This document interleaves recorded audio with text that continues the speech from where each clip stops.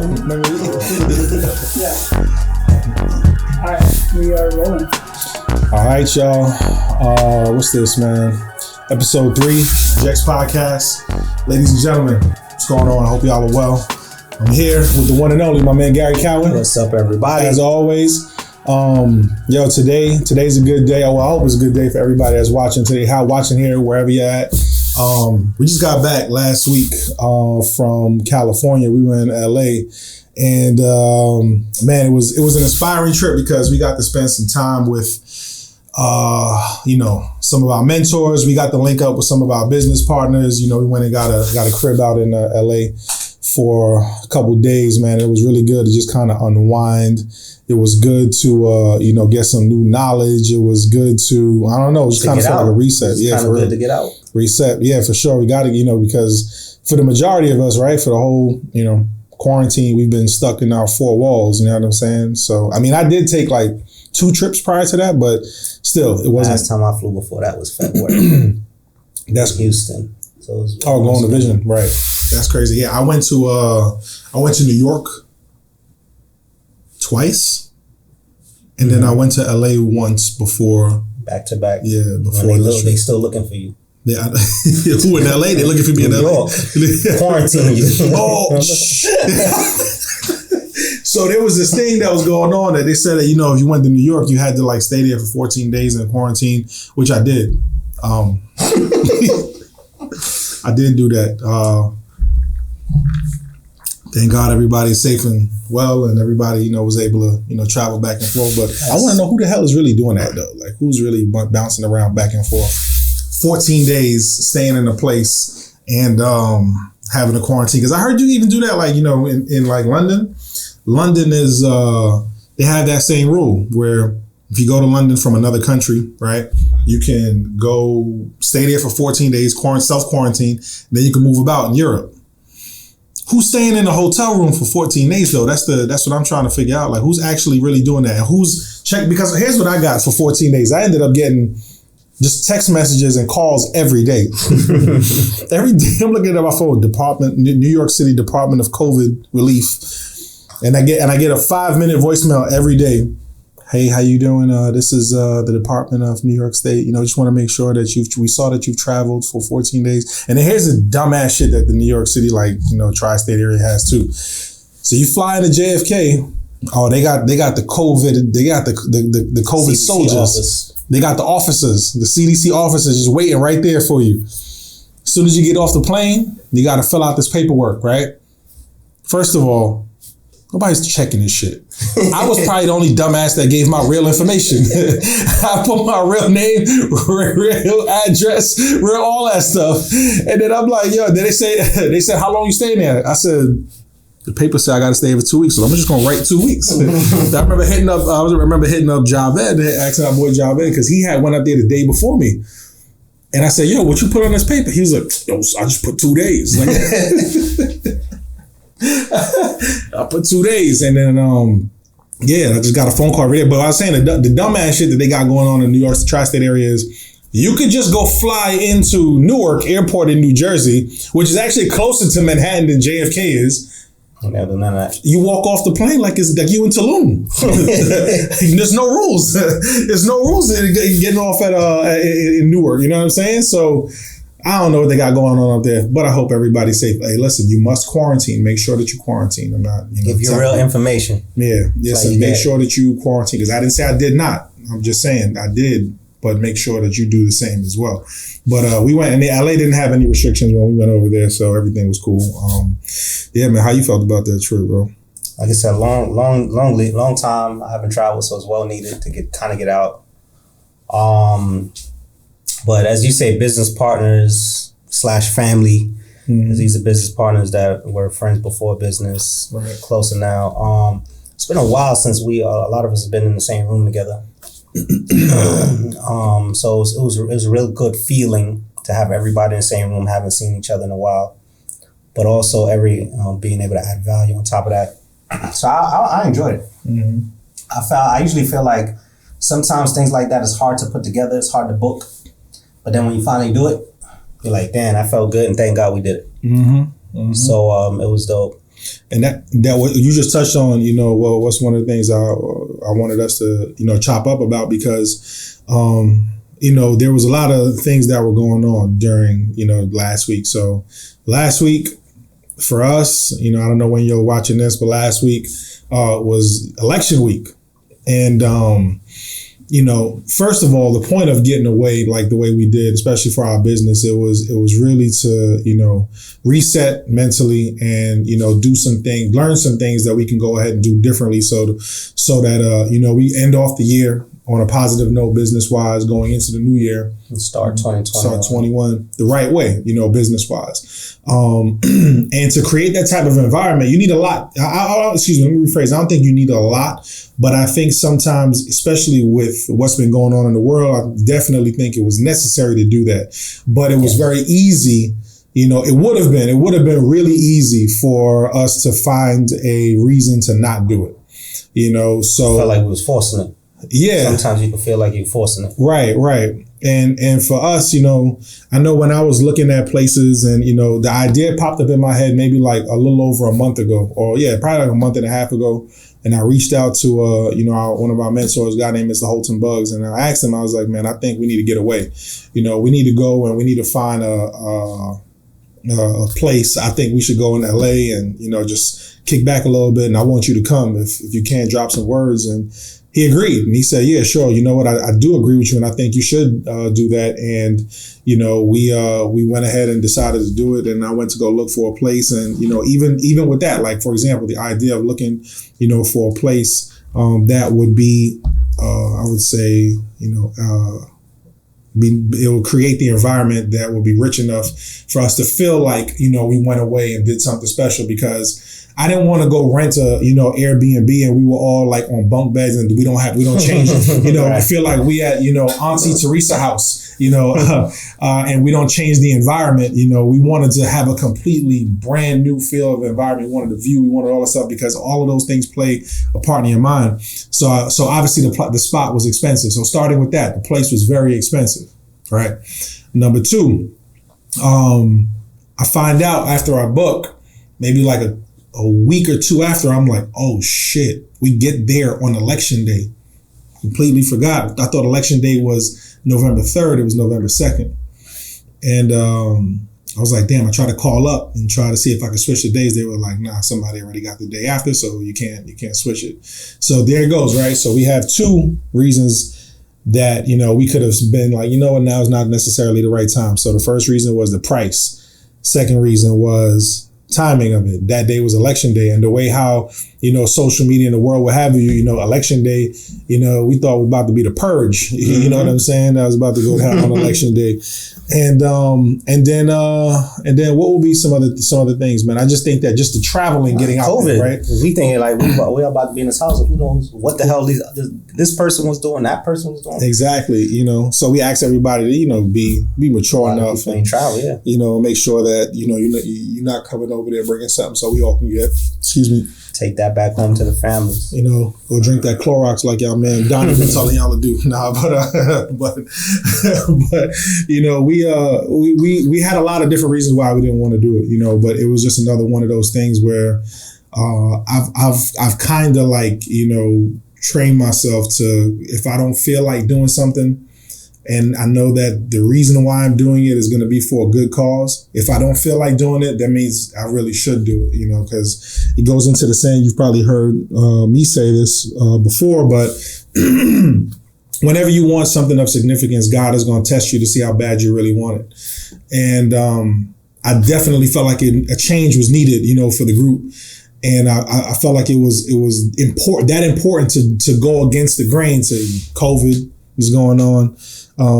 They boarded up Rodeo Drive, like I said, like it was about to be, Hurricane Katrina, in LA, and then you've got, election day. So it was just a lot going on, but we still found a way to make it happen. Election week, by the way, we didn't expect it to be all week. Exactly. Yeah, we didn't expect that either. By the time we was out there, something else. Be a different environment. Yeah, we started that. Even like, one of my teammates, Tara, she was like, you know what, since we at the house, we gotta go really prepare. We gotta go to the supermarket, because what if the power goes out and what if there's no, I'm like, what if there's no, riots and to shut down the stores and we got to get the food ready. And I'm like, man, like this is unnecessary. But I hear you because you just never know. You never know. You definitely never know. But I just, it was just one of those things, man. We persevered, went through, and that's kind of what, we wanted to chop it up today about is, what it looks like when you, push through, what it looks like, when you persevere and push through maybe some adversity. And I think last week was one of those times because and I'll start with my perspective. I definitely want to get yours, G. But when we got to LA, the first feeling I had was, it's about time I get up out this crib, man. I didn't want to be in these four walls anymore. Looking out at the views, my mind starts racing, starts thinking about different ideas, getting creative. And then once Edwin Haynes came through with Johnny Wimbery, we started to hear, what was on Edwin's mind. And then when Holton came through that day, that was like, it really made me think of something different. So I'll think of a lot of different things. So, if you watch the show, you know that most of us, who we're talking about, and, both me and Gary, we're in the industry of network marketing, and we've been doing it for a while. We've had some success, thank God. We've had success with it. But hearing, what Holton was talking about that day, 3.5 hours, almost 4 hours straight at the house, him, his whiteboard, and, just giving his all. And the stuff that I learned that day, I feel like is going to, not feel like, I know that it's going to earn me millions of dollars over the course of the next several years. And if I didn't first feel like it was necessary to put something like that together and then follow through with it going against the odds, I wouldn't have got that information. And everybody else who was in the room, I feel like wouldn't have gotten that information. So, tell me, like, what you feel as far as, like, going the extra mile? I could have easily stayed my ass at home because I still don't like to fly. The amount of flights I've been on. So anytime I could avoid a flight, I'm avoiding it. But even looking at the situation myself, I knew, like, Gary, you got to get out. Like, you haven't been out in so long. So I was like, I definitely know if I don't know I need it, I'll know when I get there. So I was like, yeah, I'm down for whatever at this point because I'm getting too comfortable not going anywhere. So you ain't necessarily really want to 100% go at first. Because, again, like I said, if I could avoid a 6-hour flight, I'm going to avoid it. You know what I'm saying? Right. Any way I can. Like, it's just the fear of flying. Sometimes it's easy for me to say, all right, no. Right. Nah, but I definitely am self-aware to know, no, you need it. You need to get up and go. And this is without even knowing the value of what was to come. This is just putting together a trip anyway. Because like you said, we talked about it, but he agreed. Because if he didn't agree to go, we still was going to go. Right. So he agreed to actually be there for us. And yeah, there's a lot going on. A lot of people don't know I've had a newborn, so that was one of my concerns. Yes, traveling. Congratulations if we haven't done that yet on the show. A lot of people don't know. Hey man, it's an exclusive. Yeah, because he didn't even post on his gram. I thought about it today. I was like, I'm taking a picture of his son is like 2 months old. He ain't posting nothing on his Instagram. Nobody knows. But let me say something. I'm not saying that as a bad thing. I actually respect the shit out of him. No joke. Like, he has a beautiful new boy, and he didn't have to succumb to the pressures of the society to say, oh, he has to post or else, because people will have it out here. People so brainwashed by this fucking stupid ass social media that they'll think you don't love your son because you ain't posting on your gram with a fucking with a 2-hour caption underneath of how the sun and the moon align perfectly and the stars and the soul. That's what people be doing. That's how you show love now. To your give your kids a chance to start looking good, man. They come out ugly, man. Just give them a chance to come out and get their face. Right. You feel me? Like you don't gotta see them warm out the vagina. Yeah, but you ain't even do like how the celebrities do. The celebrities take a picture covering their face. Covering their face. Blanket. You don't see celebrities' kids until they in college. You don't even know that that's them. Man, me and my wife good, man. We enjoyed our time. Amen to that. And so just having a newborn, getting COVID, thinking about the family, what you can bring back. It's easily not to do. There's so much easy things not to do out there. But I think it was early on in entrepreneurship for me, and it was so early. And I mean, this time I'm still listening to what's his name, E.T. E.T. Eric Thomas. Yeah. Only reason I look because now you got the music behind it, so it sound vibrant in the car. Personal development had to sound vibrant. You hear the violins going, and you hear them hard drums. Yeah. Dum, dum, dum, dum. It was a saying, and I think he's telling somebody else's story, obviously, and he was saying, miracles happen when you do things that you don't want to do. So when you don't want to do something, that's when miracles can happen. So back early on, I always knew, like, man, whenever you get some kind of resistance and you feel like you're doing too much, sometimes you got to just do it. Right. Magic happens in those moments. And it was it's very easy not to do. But now being there, I got excited to be around the family, get some new information, plan forward towards 2021. I got excited. So I was like, you know what, let's go. And it was well worth it. It made everything that was going on seem like it was so minor compared to the value that we actually got and the fun we got to have. And, sometimes it was in me like, man, I do, because I know Mike was trying to get me to stay an extra day. I wanted to stay longer, but again, it's kind of like, you still got to get home and get to the new one. But it was well worth it, man. So when it comes to going that extra mile, I feel like some people, it's so easy not to do things. People always choose what's easy to do, so they don't do it. For sure. And you said something that you could use as another example. So y'all don't know, like, well, he just said it a couple of times. Gary don't like flying, but over the course of the last, how many years you've been, doing network marketing, for example, how many times have you had to fly? Every two weeks, I would say, almost every 2.5. Right. To every month, basically, once a month. You got to fly somewhere. Now, if you weren't just doing simple things like that, going against the grain of going against your natural like instinct of flying, where do you think it would be right now? Definitely nowhere around the world. Definitely. Yeah, you definitely probably be in Canarsie. I'd definitely be in Canarsie. I would never chose to be an entrepreneur because obviously the first step of becoming an entrepreneur had a lot to do with traveling. Right. So that step was going against the grain itself. But man, so many people ask for their circumstances to change, but they don't want to change their decisions or their activities. Right. So I'm like, how do I want to sit here and become an entrepreneur and become a person who makes income and work on my own time? I want everything around me to change, but I don't want to put no progress or do nothing to participate in that change. I want to be the same old me, do the same old things and things. That I'm not even going to say you need to be smart. You don't need personal development. You got to be an idiot if you think that's going to happen. Right. But you're going to snap your fingers. Yeah, snap your fingers. Shit change. You're the same person. Right. And then all of a sudden. I knew that I had to change. And we talk about facing fears every single time I get on a plane. Every month I'm facing a fear of flying. You didn't get over that yet, bro? Sometimes when I was a kid, I definitely used to have a little fear of flying. But I have afraid of heights, not just flying itself. So you don't get window seats? You know what's funny? I prefer the window seat. Because now when the plane shake, I ain't got to guess. I just look out to see if we're going down. But if I'm like in the middle of shit start shaking, I'm like, damn, I want to see. Yeah, right. Let's see what's going on. So yeah, I'm not gonna lie. If I don't have a window seat, I'm furious because I have a pet peeve when I fly. I need the windows up. Like for some reason, when the airplane is taking off, I need to see outside. You know how many flights I've been on, especially early morning flights, where I would have an aisle seat, or I just have an aisle seat where I can't, get to the window, and everybody 3 rows up, 3 rows behind me, left, right, everyone's windows closed. I'd be borderline about to tell the stewardess, get me the fuck off this plane right now.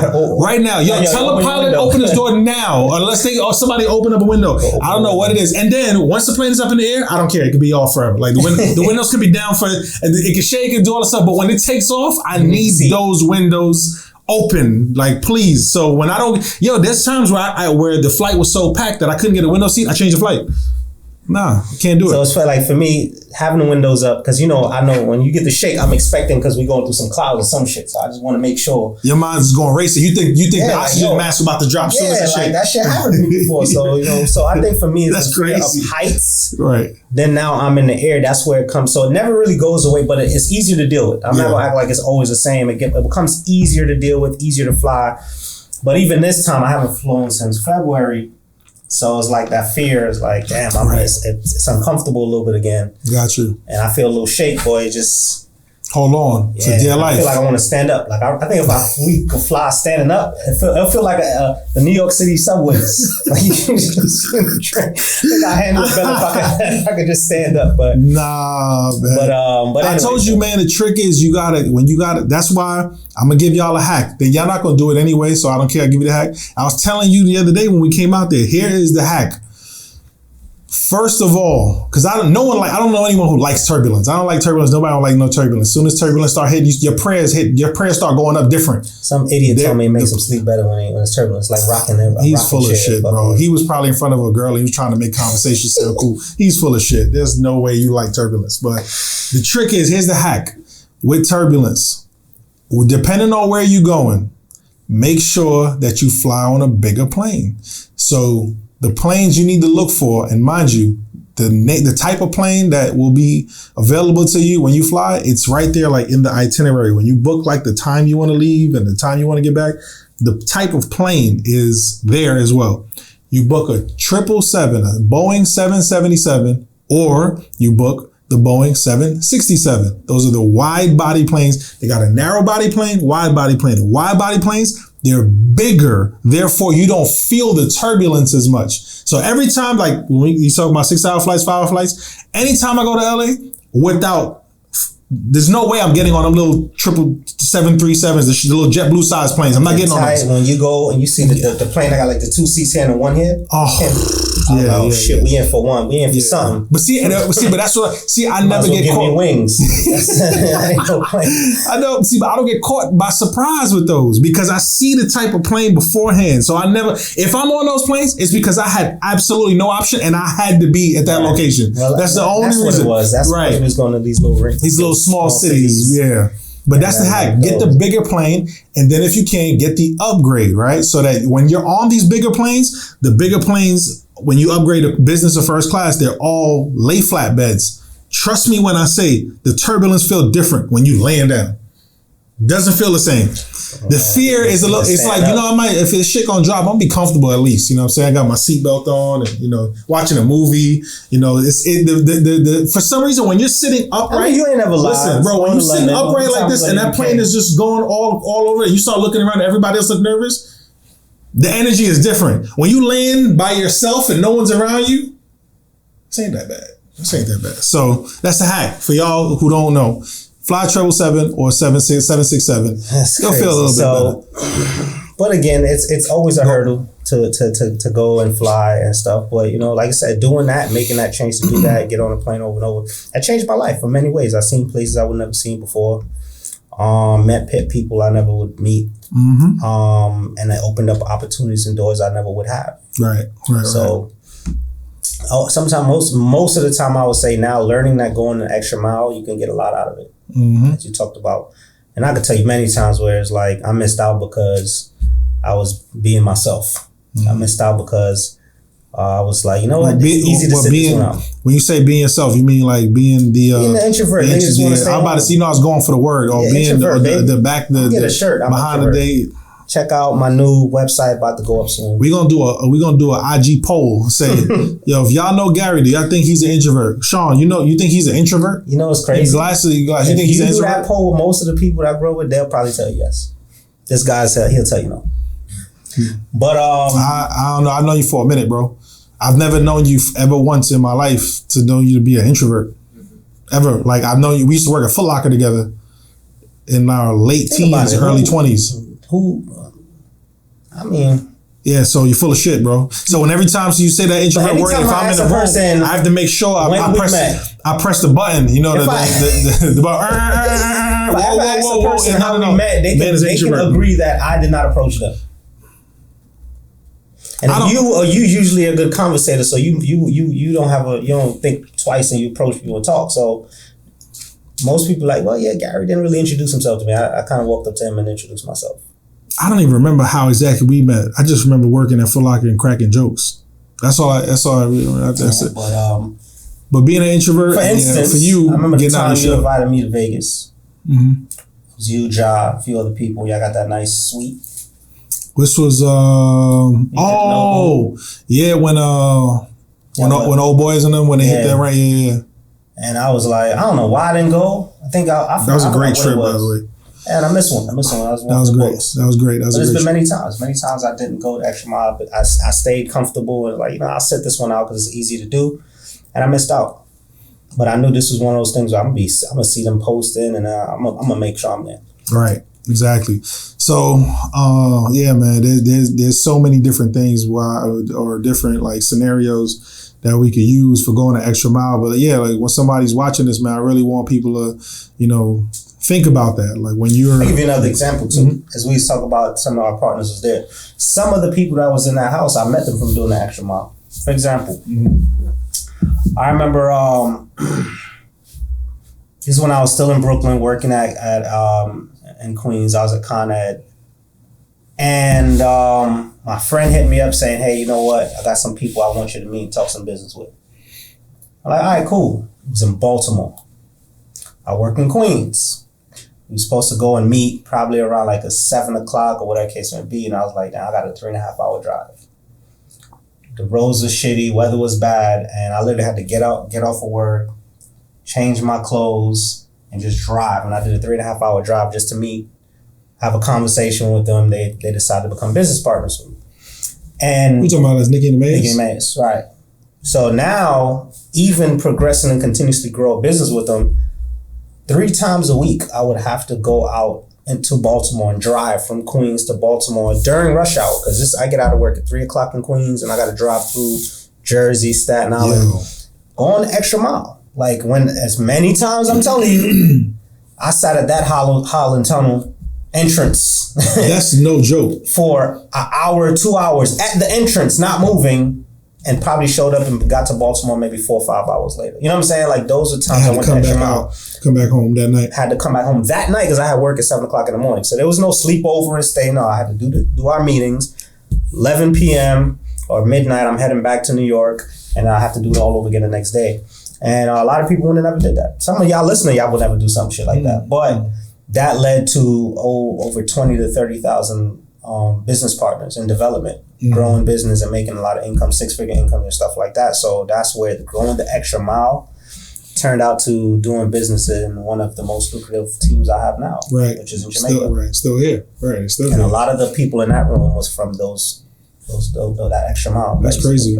Yeah, I have a similar story too. Like when I first started to work with somebody on on the team in Brooklyn.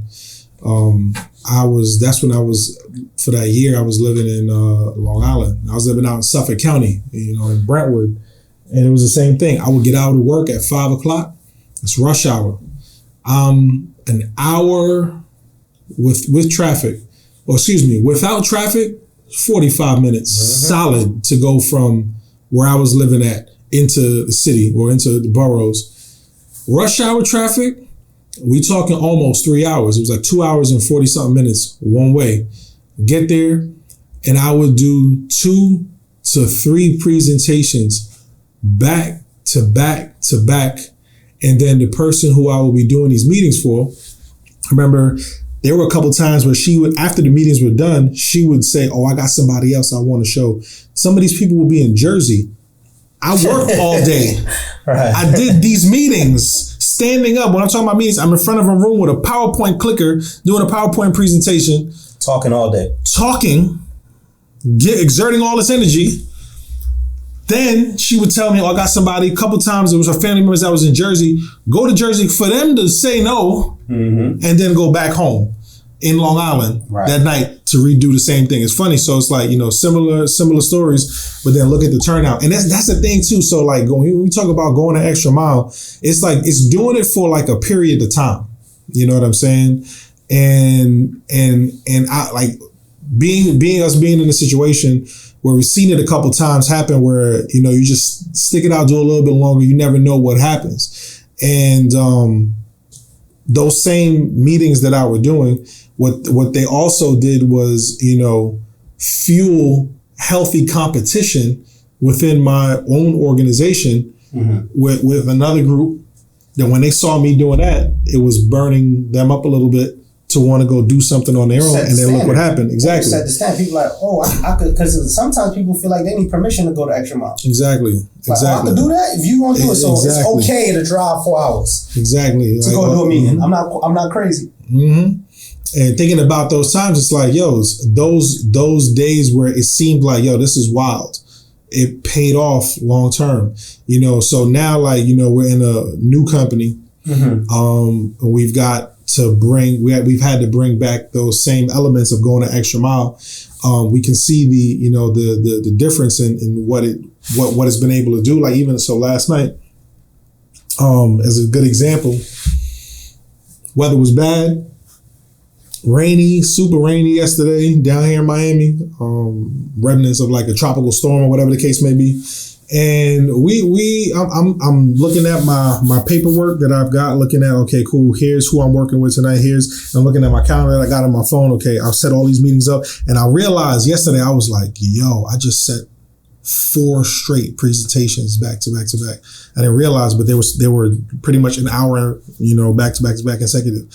And I know when I go and present, like, you know, I'm talking loud, I'm giving a lot. And when I saw that, I was like, all right, well, this is going to be towards something, you know. Started at 5 o'clock and obviously spoke a little bit longer on some of them. Didn't finish until 11 p.m., right? You know, got some people started. But what does that do? What that activity is doing is creating momentum. What it's doing, and that's how I firmly believe that's how the world, the universe really works. When you really want something, you're going to go through. So you can believe in God or not. I do.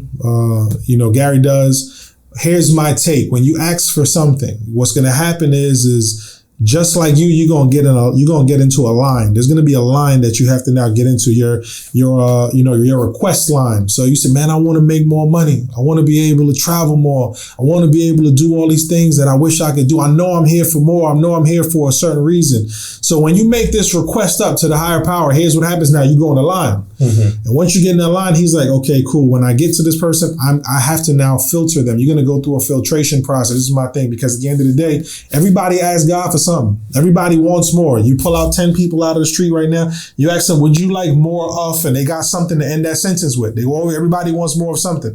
How do you going to do it? How you go about it? Make the request, right? But understand that with that request is going to come some form of, you know, seeing if you're worthy or not, seeing if you're ready or not. And the request is going to come in many different forms that you're not going to necessarily know.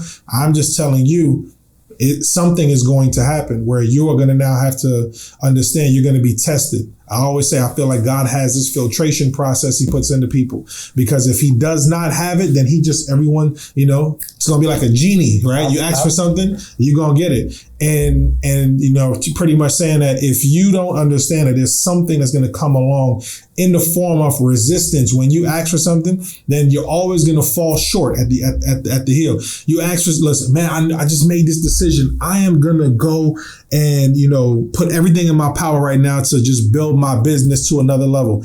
I am going to go and, you know, make a decision to, you know, I'm going to lose 50 pounds by the end of the month. Oh, but damn, you know what? Thanksgiving's here. Oh, damn, but my auntie just made my favorite dish. You know, oh, I want to be able to go earn X amount of dollars in my business, but damn, I just got a flat tire in my car. Oh, why me? Why me? That's the filtration process. Every time a person makes, I can think of every time I've made a decision to do something more than what I'm doing, something happens. So like some shit comes up that's going to test you, some obstacle. I'm pretty sure everybody in this room could attest. The moment they decide to make a decision and say, yo, I'm going to do this, some shit happens. And I feel like the shit becomes the start line, becomes the beginning of the journey. But let me ask you a question. It's going to probably seem like a little interview, because I like to be devil's advocate, right? What about the times you've went the extra mile and it didn't work in your favor? So, because people think that because you're willing to go the extra mile, the shit always works out the way you want to. No, like you said, you went out there and drove to Jersey, and God knows. I've driven to Baltimore plenty of time, and God knows, you know, it's still taking a drive. When is it doing too much? Like how can you decipher, are there any signs of going the extra mile compared to doing too much? I don't know. I think each case is different, but I do know that every time I went the extra mile, and I didn't necessarily get what I want, it was a learning lesson. For sure, without question. I'll give you an example. I grew up loving music, right? Music is like a part of me. The creative aspect of it, I just love music. I love listening to producers create music, always have. And I said, yo, when I get some money, I'm going to create my own label. Went ahead and did that. And it was by far the worst fucking financial decision I ever made in my life. Like, it was the dumbest shit I ever did. Like, you know what I'm saying? But I had to go through that. You know what I'm saying? I always joke, like, one of my partners me and him, we still cool today, but one of my business partners who I had helped me with the business, I tell him all the time, I really wish I bought my Patek Philippe watch versus exactly. Instead of spending the damn money on this investment of the music industry, because it turned into nothing but a headache. But I don't look at it as a headache. It was a learning lesson. You know what I'm saying? So I do think that, there's going to be a time when you have to, chalk up your losses, but look at the losses as just something that you learn. Like, I actually learned a lot from that process. Here's one of the things that I did learn. I learned that no matter what business that you're in, I learned character means more than anything as far as getting something done. You can have the most talented people. You can have the most hardworking people working with you. If their character is shitty, then it's never necessarily going to work in the way you want. The character is a lot. I remember listening to, P from Quality Control. He's, one of the CEOs, P and Coach K. And P was saying, when they asked him on the Breakfast Club, it was like, when you look now, if you guys don't know who P is, right? P is the guy who runs the label that has Lil Baby, Lil Yachty, Migos, City Girls, manages Cardi B. I don't know if they still manage her, but they were managing her for a while. Obviously, he's super successful in the music industry, right? And he was saying in his interview, so what do you look for in an artist? The first thing out of his mouth, he was like, character. I look at character. I don't look at nothing else. I look at character. And it took me about maybe $100,000 to learn that one. It's an expensive ass lesson. That was an expensive lesson, but I learned that. I learned that lesson. I could have told you that for $4.99, bro. I could have bought my watch and learned that some other way. But no, and it makes me know that every business there's so many similarities with whatever business that you do. Now, with marketing and music is two different worlds, but at the same time, there's so many rules that still apply to the same thing. We might do another podcast on rules. I think people think they could sometimes they don't see the things, like you said, it applies in every way. They think that different businesses means different certain times, hurdles, or everything changes because the industry changes. Being an entrepreneur, you got to realize all that character, hard work. Mm-hmm. Like, you can't just say, all right, this is too hard, let me go and do. That shit gonna be hard too over there. And I asked that question because I know some people could be watching this and they're probably on that brink of giving up on something, and they're like, I felt like I've been going the extra mile. And I've gone the extra mile and I've gotten nothing out of it. So maybe I need to kind of like just put it down, give it up, or am I doing too much? What you think? What do you think? I think from going the extra mile, you start to learn the worth of it, of going the extra mile, but you also start to learn some things to look for, right? I feel like going the extra mile is just that personal hurdle. Like, I don't feel like it. Yeah. So it's just my feeling of being lazy and not. But I feel like sometimes when people are doing too much, they see signs that they know they shouldn't be doing, but yet they force it because they think they can change people sometimes. Like, I went the extra mile, I'm working with this person, but if they had a bad character, let me force it now to see if I could change this person. Now you're doing too much. Right. So I felt like, sometimes you can look at yourself and say, all right, well, if it's just a feeling that you have, continuously put in that effort because you don't know when the turnaround is going to come. But if you feel like you are forcing certain people around you or forcing an environment that other people aren't cool with, maybe you are doing too much, and not necessarily you have to quit what you're doing. You just have to focus on getting some other people. Right. You just have to kind of let certain things go so you can be able to put some energy and focus on different things. So it doesn't mean quit. It just means that you got to focus and kind of weed out all those things because sometimes people are doing too much.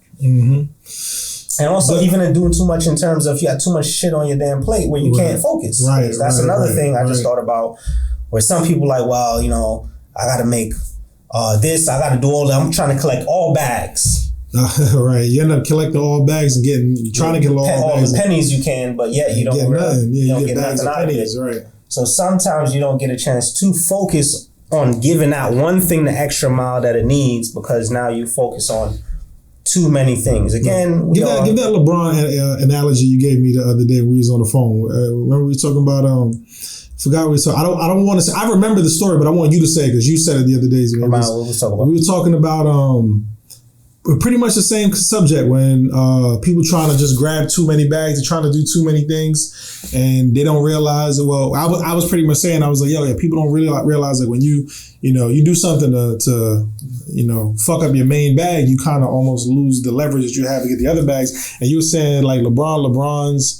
I don't want to say the story, man. He's a ball player? Like, he's a ball player. Right. And that was like LeBron had one thing, right? All right. So, and I said this, and we brought a few different people, and I focus on LeBron has, as we all know, bags coming from all corners. I was even watching something today at Maverick talking about how he was able to start that. So Cannondale, I didn't even know he owned Cannondale at one point. LeBron? Yeah. I didn't know that He has Turnaround Company of the Year from Turnaround Cannondale. And I'll talk about that. But again, so many bags in all places. But yet his main bag and what he spends most of his money on recovery is the game of basketball. Now, due to the fact that that's his focus, and that's where the mainstream comes from, it creates other doors that he gets to touch and to express and go there. But what if he kind of like half-assed it in the game of basketball? How many people would he be able to use his clout or his championship aura that he has, or his smarts to say, or his name itself, where he can now open the doors for Cannondale? Nike's selling the way they do. No, because the reality is he'd have felt like any other play out here. Right. So I think like a lot of people, they could just focus on that one thing. Again, heard Kevin Hart on Grant Cardone. And, they talked about real estate. Right. A lot of people say, I got real estate. And then we all want to do that. We all want to create wealth, but that wasn't his main bag. That's where he said, no, comedy is where it comes from. Yeah. And once I get it, then I put it in places for it to grow. So absolutely, I feel like we all have that thing to focus on. It's a great, and we go the extra mile with that thing. Like LeBron goes the extra mile with him being an athlete. And because he does that, then he has other things come up. Like I remember when and that's what we were talking about. Yeah, exactly. About having like something that is your main focus, and then you can use that to utilize other stuff. Like for example, I wouldn't have my sad story of fucking spending $100,000 and not necessarily hurting, right? Because that happened. Right. Why? Because I had a check coming in from network marketing that. It was okay, you know what I'm saying? It bothered me because I wish I spent it on something else, like this watch. Right. That nasty. The reason why I keep bringing up this damn watch is because the watch is worth like double and a half what I could have bought it for. I told him to get the watch. No exaggeration. He told me to get it. He told me to get the watch, and something was like, me above, y'all know me, I buy dumb shit all the time. And there was the one time I was like, let me be responsible. I've got a Rolex, I've got all this stuff. I don't need this watch. And the one time I didn't do it, that would probably been a better decision. The money went reverse. I lost 100 instead I could have made 100 on it. That's why I keep bringing up this watch. But hey, listen, if anybody got a Patek Philippe 5711R and it's brand new and you want to get it off for retail, come holler at me, please. Please, just want to throw that out there. But if we talking about, the main bag and things of that nature, I wouldn't be able to have that store. I wouldn't be able to buy a watch like that without network marketing. I wouldn't be able to try out my hands in music or anything like that without my network marketing check. Also, I wouldn't be able to have, I would say, the elevated communicational skills that we both have, if it wasn't for network marketing. And I remember having this conversation. You mentioned Kevin Hart and Grant Cardone. I went and had a conversation with Grant Cardone. His office is around the corner from my house. And one day I was like, you know what? I got to talk to this motherfucker. I went up in there. We had a conversation. And, I wanted to ask him, right? I said, you're the real estate guru. There's nobody who's got more real estate, rental properties than you. I need to know, what can I do to start in in that space. I want to be able to have some rental properties as well, to build some, some passive income and, get my investments up. And, he looked at me, he was like, well, all right, so what you doing right now? And I was like, I'm doing maybe about $1 million a year. He was like, okay, so here's what we got to do. What can get you to $10 million a year? And I was like, and at the time it was my previous company. I was like, I don't really know, He goes, okay, cool. What I need you to do is, if you can't do 10 million in your current company, you go find another company you can go do 10 million in. Once you do 10 million, then you come back here and we talk about real estate. Until you make 10 million a year, don't ever come back in here talking about real estate. Straight up. I said, I don't want to hear let's not have a real estate conversation because you're not there yet. Mm-hmm. But we got people out here that, they made an extra $150 this week doing some stupid shit, right? And I'm not knocking side hustles. What I'm saying is that, that same energy you got to get the 150 here and the 350 here maybe and the $200 over here, you could have probably accumulated all of that and made $5,000 this week. You know what I'm saying? Right. In one thing. So, but again, I think that when we talk about people doing these smaller things, they're actually running from going the extra mile. They're running from going to extra mile because it's very easy, because this is closer and this is more of a guarantee. This is more of a stretch over here. I don't want to go to extra mile because that's more of a quote unquote risk. But you don't understand that journey between here and here, even though it might take you longer to get this check over here, what you're going to learn on this process, by the time you get here, you might earn double or triple what you thought. So going an extra mile is always going to be you're going to get paid some way, shape or form.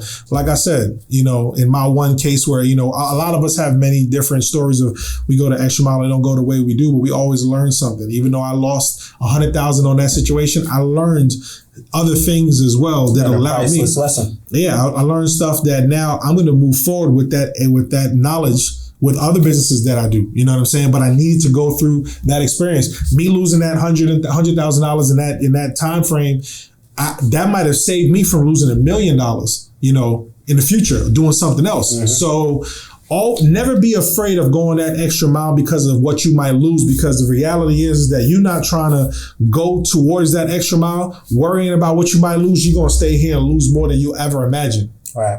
So always keep that in mind. Yeah, I definitely, sitting here and I'm thinking, I could definitely think of multiple times going the extra mile paid off.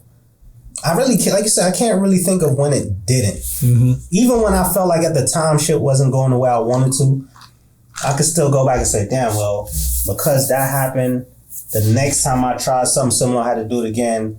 I didn't make the same mistakes. Right. So definitely. So if you're on the brinks of quitting and you're questioning yourself or you felt like you have already gone the extra mile, you have no clue, because we were doing the extra mile for us is journeys and places we never expected to end up at. Right. Where it's kind of you can't even turn back. That's how far you go. Where it's like, yo, I got to continuously going in this direction because turning back ain't even an option. I can't do. And it's definitely been rewarding in many ways. Mm-hmm. So when you guys, after you listen to this and you find yourself in a place where you think you have to overexert yourself, but it's, towards a result that you want, only thing you're going to do is get what you want or get a learning lesson from it. So is the extra mile a feeling or an effort? It's effort. Because you said exhausting yourself. Yeah, because it's effort. Sometimes you feel like you got to go the extra mile. From any situation, man. Like you could, everybody in the room right now, I know for sure there's things that they didn't necessarily know that they went the extra mile, but then still found a way to do it and then got a benefit from it. I'll give you a great example. It's a perfect example of going the extra mile. Sergio, my videographer here, right? Mm-hmm. We were shooting one of these podcasts and we had a special guest, episode 2. Sergio doesn't know that if episode 2 did not happen, they would have never heard from me again. Swear to God. But guess what Sergio did? He went the extra mile. And I give him mad props for that because the circumstances were not in his favor that day, but he still found a way to make it happen. So my respect for him went through the roof. And he got an extra bag from me this week. Mm-hmm. That would have never came if he didn't go the extra mile that day for episode 2. But it's just there's always lessons, man. We always can use things that we've experienced, and we do go ahead and do that extra effort for, and we get some sort of benefit from, And I'm happy that he did, because I'm happy that I can have him doing it, Right. So always think about that when y'all feel like your back is against the wall and you ain't really got no other option. There are options. It's just that the option isn't the most comfortable or convenient. But you find a way through that shit, trust and believe, it's going to look a lot different. It's not convenient, I'll tell you that. Never at all. It ain't convenient. So that being said, man, it's, episode 3 was cool. I think it's probably a little shorter than we normally do, but it's all good, man. I want y'all to take this, soak it in, and see y'all on the episode 4. Let's get it.